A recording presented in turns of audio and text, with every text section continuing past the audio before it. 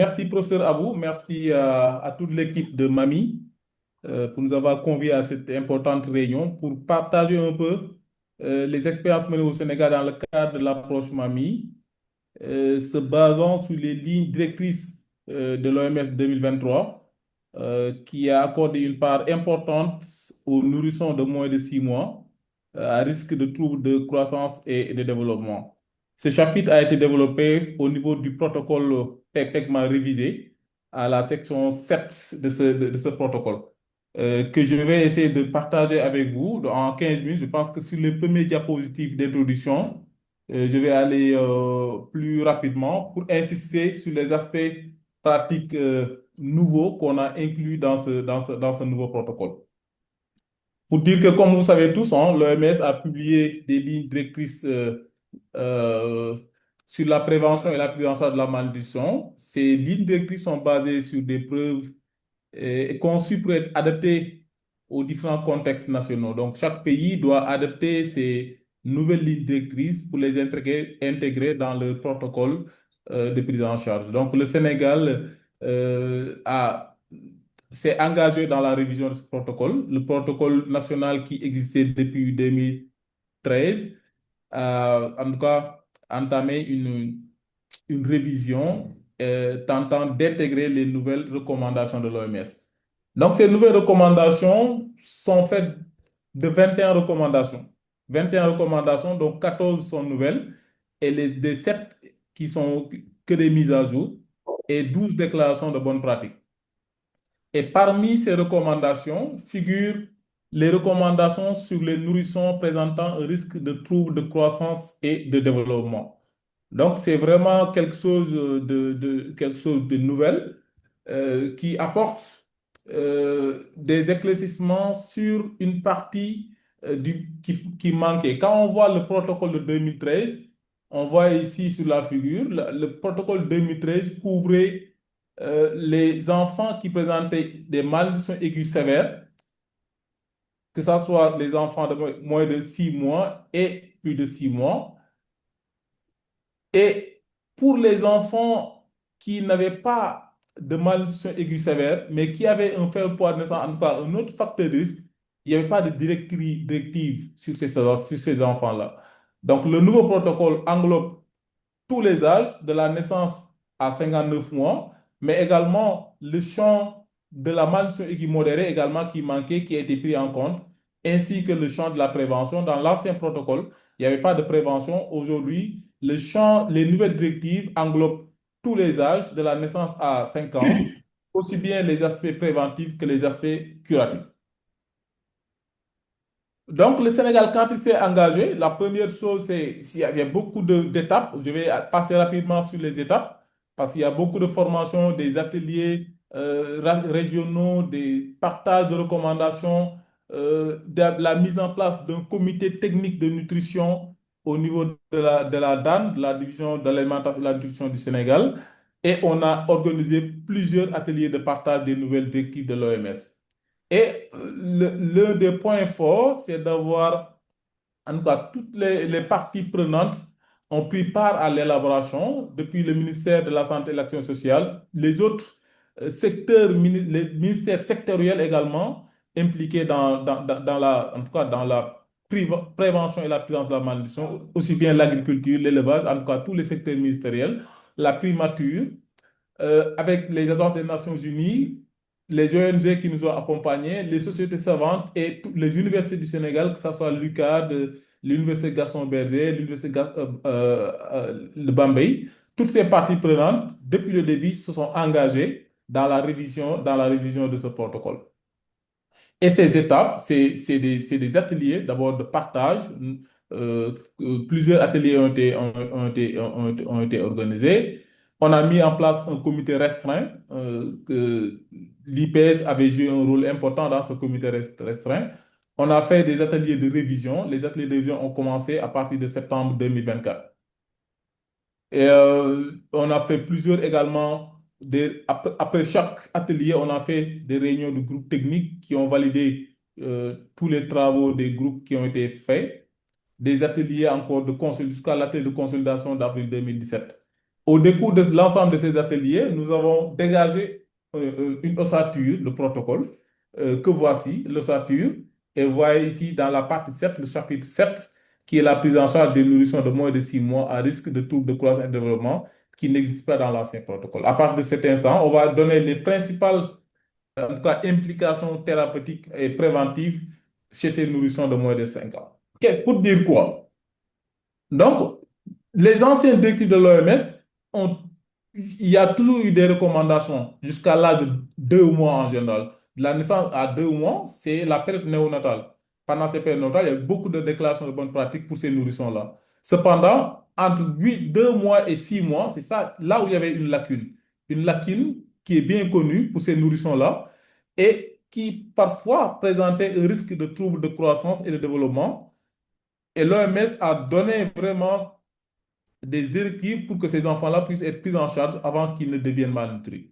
Et la partie la plus importante, c'est que cette approche a permis de prendre en compte le couple mère-enfant, ce couple qui est interdépendant, que, pour tous les, que tous les deux puissent survivre et s'épanouir de façon harmonieuse.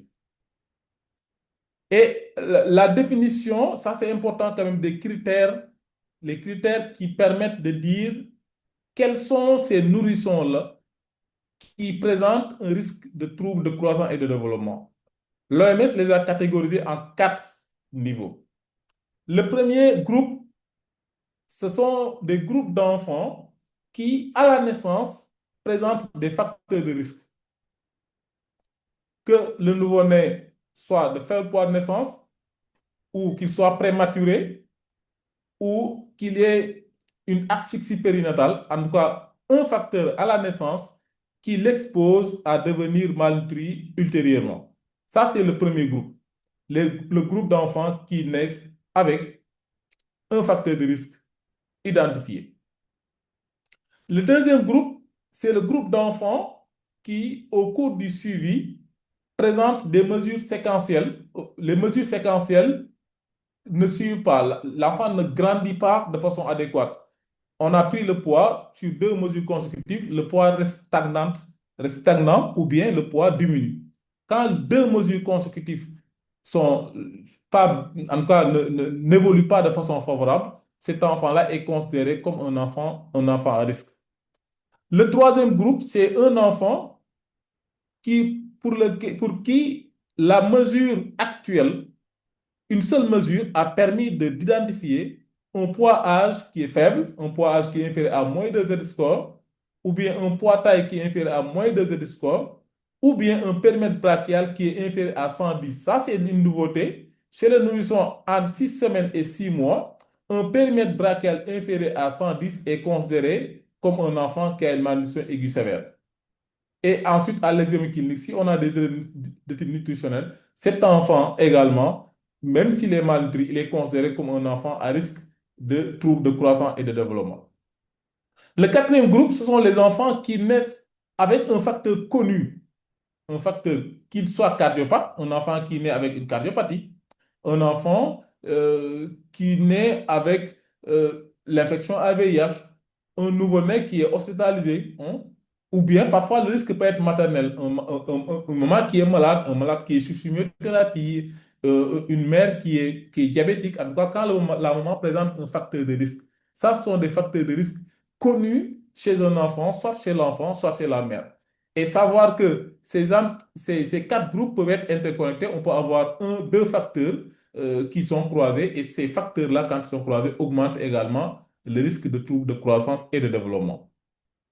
Que faut-il faire? Ce que l'OMS dit, c'est que les mères et les personnes en charge et les nourrissons, le couple, doivent bénéficier d'un suivi et de soins réguliers de la part du professionnel de santé, ce qui vise 2 objectifs. Un objectif à court terme qui permet de détecter précocement tout problème médical ou psychologique aigu, de les prévenir afin d'éviter une insuffisance pondérale grave ou une émanciation. Et à long terme, l'objectif, c'est de permettre à ces enfants de grandir et de se développer de manière saine afin qu'ils puissent atteindre le plein potentiel. Il a donné beaucoup six autres recommandations qui permettent, en tout cas, d'atteindre ces deux objectifs immédiats et à long terme. Et dans notre protocole, nous, comment on a fait? En prenant en compte l'ensemble des recommandations, dans cette étape-là, nous avons jugé nécessaire de le découper en trois stades. La première partie, c'est d'abord évaluer. Il faut évaluer complètement le nouveau-né, le couple mère-enfant. Au décours de cette évaluation, on les classifie en catégories de risques.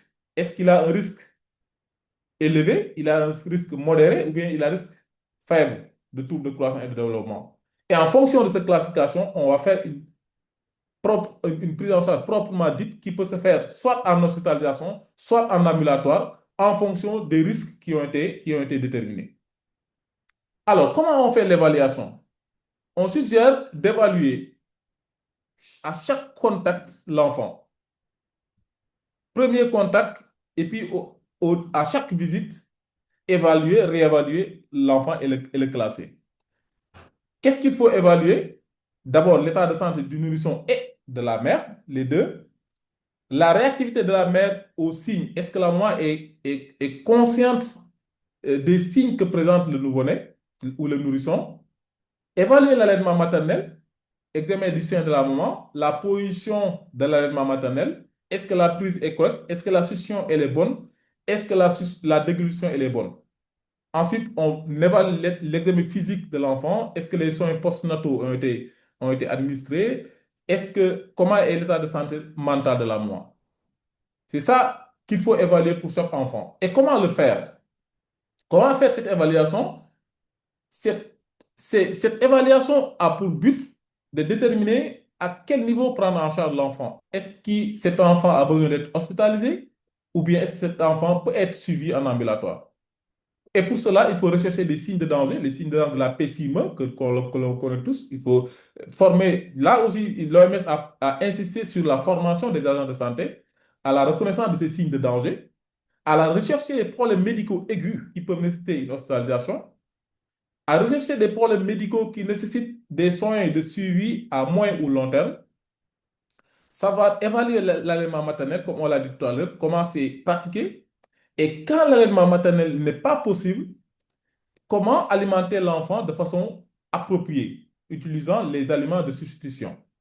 Ensuite, il faut examiner l'état de santé physique et mentale de la maman qui permettent en tout cas de faire cette classification. Une fois cet examen, cette évaluation est faite, on catégorise le nouveau-né en trois groupes. La catégorie 1, c'est un nourrisson à haut risque. La catégorie 2, c'est le risque intermédiaire. Et la catégorie 3, c'est risque faible. Sur ce schéma-là, c'est bien systématisé par l'OMS. Donc, après évaluation, soit on a trouvé que le nouveau-né a des signes de danger, des problèmes médicaux qui nécessitent une prise en charge, une hospitalisation, en tout cas un problème d'alimentation. Cet enfant-là doit être pris en charge au niveau des soins hospitaliers. Il faut l'hospitaliser. Ça, c'est la catégorie 1. La catégorie 3, je reviens sur la catégorie 2. La catégorie 3, c'est quand l'enfant a un bon appétit, l'alimentation est correcte, il n'y a pas de signes, problèmes médicaux, il n'y a pas de problème social retrouvé. Ces enfants-là, il faut les suivre en ambulatoire, hein, et les réévaluer à chaque consultation jusqu'à ce qu'ils aient l'âge, en tout cas un poids qui se normalise ou bien qu'ils atteignent l'âge de 6 mois. On va continuer le suivi chez les enfants de plus de 6 mois. Il y a une étape intermédiaire chez les enfants qui ne présentent pas de signes de danger, mais présentent des problèmes médicaux ou sociaux qui nécessitent qu'on les évalue de façon approfondie. Ces enfants-là, il faut les envoyer chez un professionnel de santé qui fait l'évaluation approfondie, soit clinique, parfois il peut s'aider d'examens paracliniques s'il a besoin de faire des échographies, des numérations, pour déterminer ensuite, après l'évaluation approfondie, s'il n'y a rien de méchant, on le suit en ambulatoire. Si on détecte un problème médical, on le suit en milieu hospitalier. Et savoir qu'on peut passer des soins hospitaliers aux soins ambulatoires et vice-versa en fonction de l'évolution. Au cours de l'hospitalisation, si l'enfant, on verra tout à l'heure les critères de passage des soins ambulatoires de soins hospitaliers aux soins ambulatoires. Et si l'enfant évolue bien, il faut le suivre en ambulatoire. Alors, comment se fait la prise en charge au niveau hospitalier? Donc, il y a des critères, comme on l'a dit tout à l'heure. Quand il y a des signes de danger, il y a des problèmes médicaux ou une perte de poids ou la présence des édèmes. En ce moment-là, il faut les admettre, prendre le poids, la taille, le périmètre brachial, examiner, évaluer, expliquer. Le temps d'explication, il est important. Expliquer à la mère gardienne le but du traitement et insister sur l'acceptabilité de la technique de succion. Enseigner à la mère l'utilisation de la technique de succion, préparer les aliments thérapeutiques, notamment le F100. C'est le F100 dilué qu'il faut utiliser ici. Le F100, quand il doit être utilisé chez ces enfants-là, il faut donner le F100 qui est dilué. Il faut utiliser la technique de la succion et décider de la sortie. Ne pas oublier de soutenir les mères d'enfants, le soutien psychosocial et nutritionnel. La prise en médicale, il ne faut pas l'oublier. Je n'insisterai pas sur la prise en médicale parce que c'est spécifique en fonction en tout cas, des pathologies retrouvées. Les laits utilisés par la technique de succion, c'est de préférence le lait exprimé. La technique de succion que vous connaissez, hein, c'est en utilisant une sonde nasogastrique reliée aux sources de lait. Il faut veiller à l'asepsie rigoureuse hein, parce que il y a un risque infectieux. Le lait exprimé est l'idéal. Si l'enfant présente des œdèmes, il est préférable d'utiliser le F75. Si un enfant n'a pas d'œdème, on utilise le F100 dilué. À l'impossible, si on n'a pas tous ces aliments-là, et on peut utiliser également le lait commercial selon les recommandations de l'OMS, mais ça doit être en dernier recours. Babacar, est-ce Et que vous pouvez accélérer surveiller un peu? le poids, la taille, les signes cliniques, il faut surveiller tous ces éléments-là, la fréquence des urines, noter s'il y a des vomissements, s'il y a un refus alimentaire. Et quand l'enfant gagne du poids uniquement sous allaitement maternel et qu'il n'a pas de problèmes médicaux et que la maman a reçu les soins nécessaires, en ce moment-là, on peut le décharger en ambulatoire. Cet enfant-là, maintenant, peut être sorti et suivi en ambulatoire. Qu'est-ce qu'il faut faire en ambulatoire? Donc, voici les critères. C'est les enfants qui sont bien, en tout cas, ou bien qui ont été déchargés d'hospitalisation. Savoir qu'en ambulatoire, on peut les suivre au niveau des urines. Les urines, ce sont des unités qui se trouvent dans les structures de santé. Et les urines C, c'est les urines communautaires. C'est la présence communautaire. Notamment les enfants qui sont catégorie 3, qui n'ont aucun problème médical, ils peuvent être suivis au niveau des crêtes, des urines. Et ça, c'est ce qu'il faut faire quand on est à l'urine et quand on est à l'urine C. C'est essentiellement les pesées et les conseils nutritionnels et les soutiens psychosociaux, le respect du calendrier vaccinal, la promotion des actions essentielles en nutrition et en hygiène, c'est important, et vraiment la prescription médicale si nécessaire. Et l'objectif de cette prise en charge, c'est de s'assurer que le nourrisson bénéficie d'un allaitement efficace ou au cas contraire d'une alimentation de substitution satisfaisante et d'une prise pondérale pendant au moins 2 visites consécutives hebdomadaires. Et pour cela, il faut vérifier l'alimentation, vérifier les mesures anthropométriques, faire l'examen clinique dans l'évaluation de la vaccination, l'état des muqueuses et l'absence des œdèmes, et apporter un soutien psychologique à la mère gardienne. Qu'est-ce qu'il faut retenir? Il faut retenir que dans ce protocole, comme l'a recommandé l'OMS, les nourrissons de moins de 6 mois à risque de troubles de croissance et de développement prennent une place centrale. Et la prise en charge de ce nourrisson nécessite de prendre en charge le couple mère-enfant, ce couple qui est interdépendant. Il s'agit de critères, ce n'est pas des définitions, ce sont des critères en tout cas, pour dire que l'enfant a risque, 4 critères qu'on a énumérés. L'évaluation doit être complète, aussi bien anthropométrique, clinique et psychologique, qui permet une classification par catégorie de risque. Et en fonction de cette classification, on décide si la présence sera hospitalière ou bien en ambulatoire. Cet enfant doit être suivi jusqu'à l'âge de 6 mois. Et après 6 mois, on décidera si l'enfant a toujours besoin d'un suivi continu ou bien il doit être référé dans les services destinés aux nourrissons de plus de 6 mois où il va être pris en charge comme tous les autres enfants de plus de 6 mois. C'est ce que je voulais partager avec vous sur ce qui a été, en tout cas, mis dans le protocole PPECMA du Sénégal concernant les enfants de moins de 6 mois. Je vous remercie pour votre attention.